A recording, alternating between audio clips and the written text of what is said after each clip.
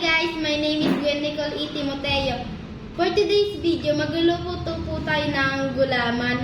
Meron po ako ng Mr. Gulaman powder. Tapos po, meron po akong condensed cream.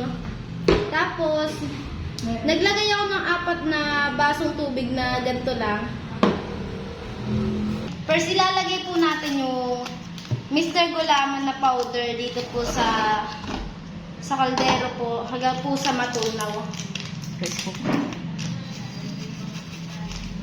Wait lang.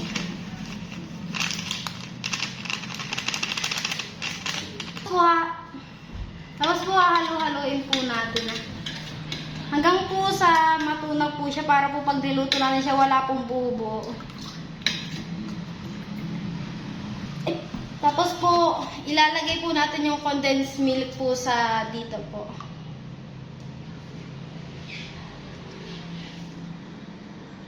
Medyo po damihan natin para po matamis. Tapos po halo-haloin natin.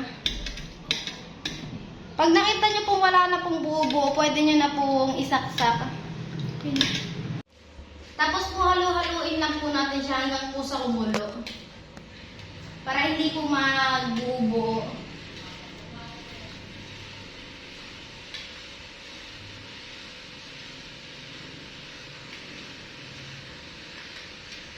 Malapit na po siyang kumulo. Pag malapit na po siyang kumulo, dagdagan lang po natin siya ng asukal. Pero po optional lang po ito kung gusto niyo matamis. Kasi po ako gusto ko ng matamis. Tapos po halo-haloin natin siya. Yan po, kumukulo na siya.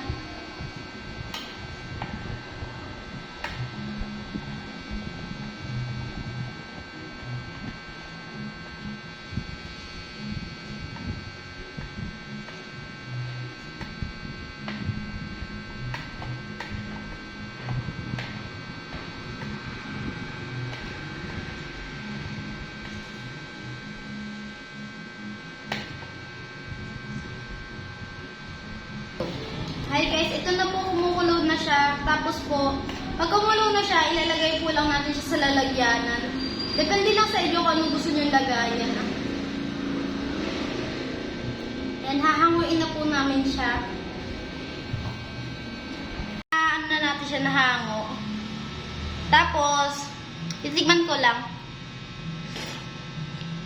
Masarap na siya. Tapos, lalagay lang natin dito ko lang kasi ilalagay. Pwede kung kahit saan nyo gusto ilagay. Kasi ako dito ko lang ilalagay. Mainit, dahan-dahan lang tayo. Magdahan-dahan pala kayo sa pag lipat dito sa lalagyan dahil mainit.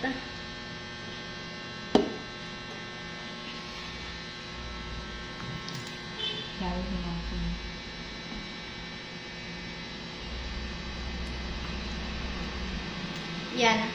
Yan, nasalin ko na siya. Hintay lang kayo ng 20 to 30 minutes para tumigas siya.